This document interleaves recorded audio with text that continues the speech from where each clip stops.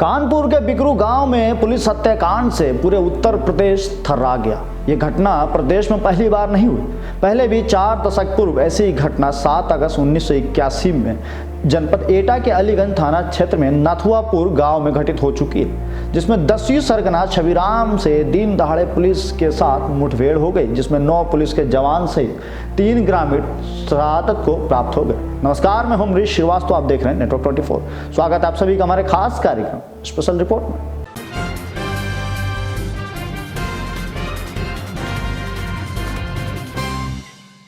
ये घटना है 7 अगस्त सन 1981 की, जब नाथुआपुर गांव में डकैत छविराम के साथ पुलिस की मुठभेड़ हुई, जिसमें 9 पुलिसकर्मियों सहित 3 ग्रामीणों को शहादत प्राप्त हुई थी। बताया जाता है कि प्रदेश में बीपी सिंह की सरकार थी।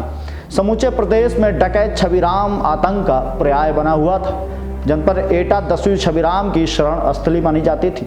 अलीगंज इलाके में जगह जगह पुलिस बल कैंप तैनात किए गए थे।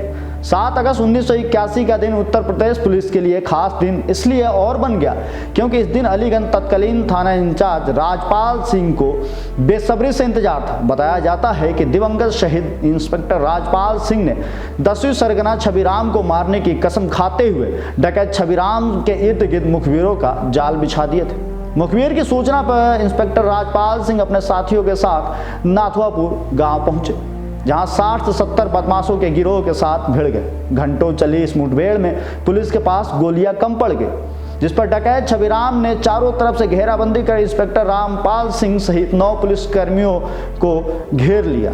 जिस पर डकैत छविराम ने चारों तरफ से घेराबंदी कर इंस्पेक्टर राजपाल सिंह समेत 9 पुलिसकर्मियों के साथ 3 ग्रामीणों की नृशंस हत्या कर दी। कानपुर के बिकरू गांव में हुई घटना ने नाथुआपुर कांड की याद ताजा कर दी। हिस्ट्री शीटर विकास दुबे द्वारा किए गए जघन्य अपराध ने डकैत छविराम की याद दिला दी।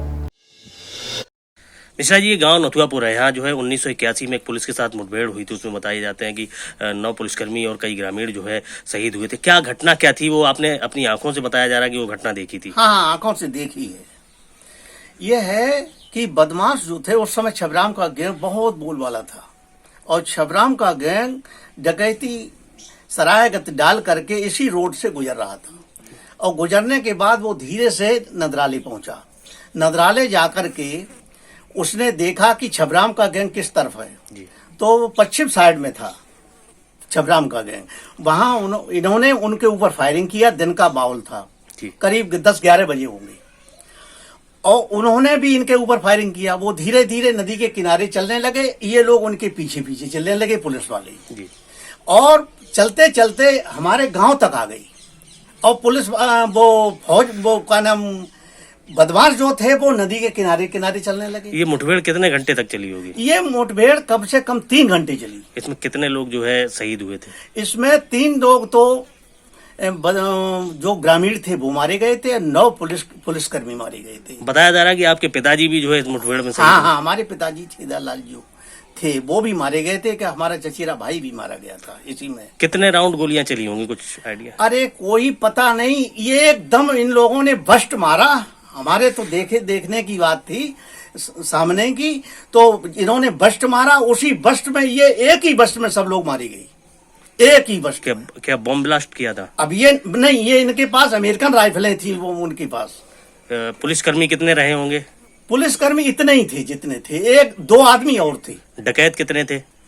डकैत तो लगभग बताया जाता है कि 40 आदमी थे उस गैंग में। हाँ, दिन का। अब कोई डकैत भी मारा गया था क्या? नहीं, डकैत 3 मारे गए थे, लेकिन उनका कोई पता नहीं। उनको जैसे कंडा बटिया नहीं होते, उनमें रख करके उन्होंने उनको उसी वक्त दफन कर दिया था। कानपुर में भी कल इसी टाइप की एक घटना हुई है जिसमें 8 पुलिसकर्मी शहीद हुए। तो उन पुलिसकर्मियों के परिजनों के लिए क्या कहेंगे आप? अरे भाई क्या बताएं, वो तो बड़ी दुखद घटना है। क्योंकि आपने भी अपने पिताजी को इसी टाइप की घटना देखा है। और बस्ट जहाँ लगा था, आपको जहाँ बदमाशों ने बस्ट मारा था तो खोपड़ी उड़ गई थी। आपको बताएं कितना भयावह मंजर रहा। अरे वही हमारे पिताजी की तो खोपड़ी का पता भी नहीं था।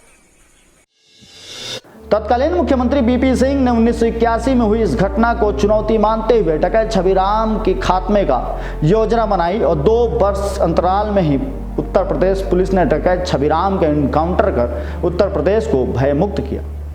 कानपुर में हुई घटना उत्तर प्रदेश पुलिस के लिए चुनौती से कम नहीं है, जिसे प्रदेश में मौजूदा मुख्यमंत्री योगी आदित्यनाथ ने भी एक चुनौती के रूप में स्वीकार करते हुए डीजीपी को सख्त कार्रवाई करने का आदेश दिया है।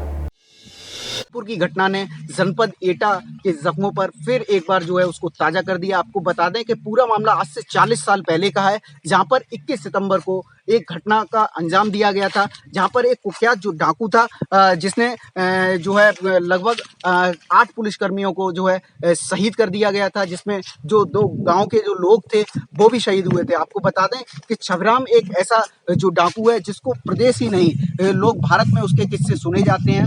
आज से 40 साल पहले एक मुखबिर की सूचना पर आप जो देख रहे हैं ये गांव नथुआपुर है। नथुआपुर ये वही जगह है, ये वही बाग है जिसमें जो है 8 पुलिसकर्मी थे, उनको जो है काफ़ी देर फायरिंग के बाद, मुठभेड़ के बाद उनको शहीद किया गया था। सुना तो ये भी जा रहा है गांव के लोगों के द्वारा कि जो मुखबिर की सूचना दी गई थी उसमें कई राउंड, सैकड़ों राउंड फायरिंग हुई थी, करीब जो है कई घंटों जो है गोलियां चली थी, और जो लोग थे, जो गाँव वाले थे, उन्होंने काफ़ी मदद की थी। कानपुर में घटित इस घटना में भी स्थानीय पुलिसकर्मियों की भूमिका संदिग्ध पाई गई।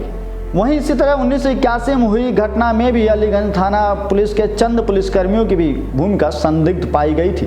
बताया जाता है कि इंस्पेक्टर राजपाल सिंह की टीम के पास जब गोलियां खत्म होने लगी तब उन्होंने 2 पुलिसकर्मियों को पास के गांव में कैंप किए हुए पीएससी के जवानों तक सूचना देने को कहा। इस पर पुलिसकर्मियों ने अपने कर्तव्य का निर्वहन न करते हुए सूचना पीएससी के जवानों तक नहीं पहुंचाई, जिसके चलते डकैत छबीराम को पता चल चुका था कि पुलिस के पास अब गोलियां खत्म हो गई। उसने चारों तरफ से घेराबंदी करते हुए 9 पुलिसकर्मियों सहित 3 ग्रामीणों की दिन दहाड़े नृशंस हत्या कर दी। हालांकि इस मुठभेड़ में 3 बदमाश भी मारे गए थे, लेकिन 9 पुलिसकर्मियों की शहादत ने इस घटना की गूंज दिल्ली तक पहुंचा दी। ऐसी तमाम खबरें देखने के लिए हमारे चैनल को सब्सक्राइब करें और देश विदेश प्रदेश की सारी खबरें पढ़ने के लिए लॉग इन करें हमारा वेब पोर्टल www.network24news.com या फिर www.network24live.in।